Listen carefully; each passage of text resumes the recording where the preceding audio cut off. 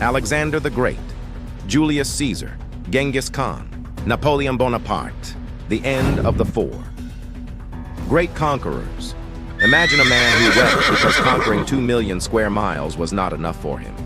The glory hunter, Alexander the Great, cared only for one thing: conquering the world. Alexander the Great. He threw his army into battle without fear for defeat, as if he was immortal. And why wouldn't he think that? The man was on a victory spree for 10 years. His men were tired and wanted to return home so they could enjoy the luxuries they had won. But their king cared for no riches. He didn't even care much for ruling, only conquering. It was all going well for him until he hit a wall in India. Alexander lost many men while fighting Porus, his most challenging battle. He was reportedly wounded himself while his horse died in battle. He kept pushing his men, but across the river was another vast Indian army, refreshed and ready, while his men were tired and weak. They begged Alexander to call it a day, call it a campaign, or call it an empire, but return home. And for once, Mr. Won't Listen to Anybody was forced to comply. This was the beginning of the end for him. Infamous for his drinking habit, he went overboard one night and fell seriously ill. His opportunist generals quickly gathered to see their king and asked, who shall his vast empire belong to after his death? Alexander replied, to the strongest. This triggered a war between his generals, which lasted for almost 50 years. The Macedonian Empire was broken up into pieces before it even was a thing. But anyways, it was never about Macedonia in the first place. For Alexander, it was only about Alexander. He got paralyzed and was pronounced dead by physicians. Greek historians write, Alexander's body didn't decompose for 6 days after his death. This totally shows that the warrior king Alexander was something special. However, they failed to realize he wasn't dead to begin with. Modern-day scientists believe Alexander suffered from a neurological disorder which had put him in a coma. It is very possible that Alexander heard the plots of his men before he was buried alive. Next, we have the fanboy of Alexander, Gaius Julius Caesar. While Alexander wept because he had no more worlds to conquer, Caesar is reported to have burst into tears while he was reading the exploits of Alexander. He said to his men, when he was of my age, he had conquered Darius, but up to now nothing has been accomplished by me.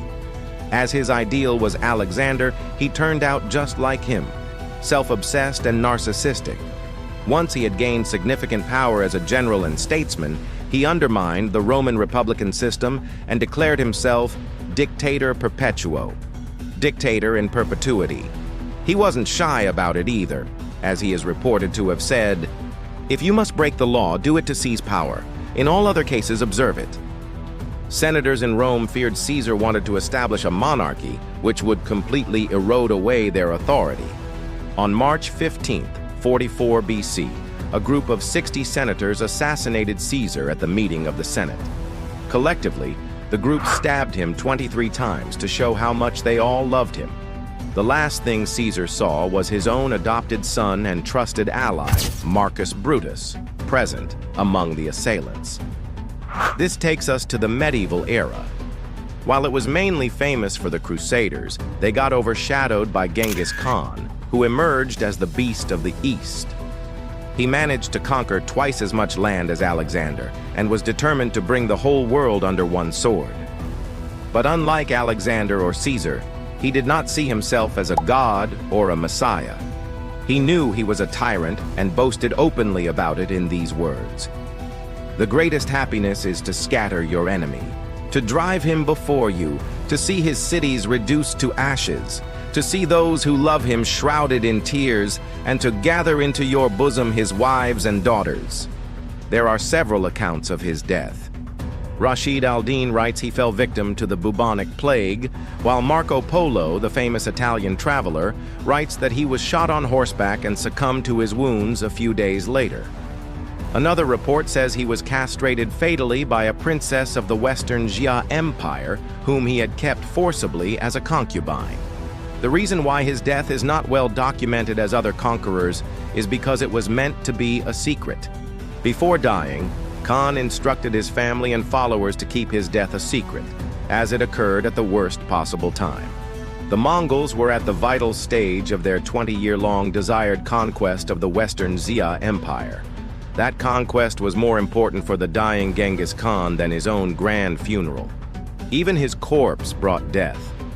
Khan's followers wiped out everyone on the route where his funeral procession was carried to keep it a secret. Fast-forwarding 5 centuries, perhaps the greatest conqueror to live was Napoleon Bonaparte. The transition from swords and spears to artillery had taken place, and Napoleon was an undisputed genius in this art of war. Although he became emperor in the name of defending revolutionary France, one can see his ambitions carried him far beyond. His personality was probably even more bizarre than the rest of the great conquerors. Caesar considered himself to be the only messiah to his people. Alexander thought himself to be a god. Genghis was a tyrant steppe overlord, while Napoleon considered himself an artist of war. He is reported to have said, "I love power, but it is as an artist that I love it." To him, the battlefield was a painting, and he was an artist drawing it. His power of concentration was enormous, as was his memory for detail and facts. Once on a campaign in 1805, one of his subordinates could not locate his division. While his aides searched through maps and papers, the emperor informed the officer of his unit's present location, where he would be for the next 3 nights, the status and resume of the unit's strength, as well as the subordinate's military record. This, out of an army with 7 corps, a total of 200,000 men with all the units on the move. It was all pictured in his head. He swept victories throughout parts of Europe and the Mediterranean region, with his forces moving as swiftly as the wind, only louder. However, the stakes got higher and higher, the death toll mounted, and the battles became even more blood-soaked. Eventually, he was defeated at the Battle of Waterloo in 1815 and was captured by the British forces.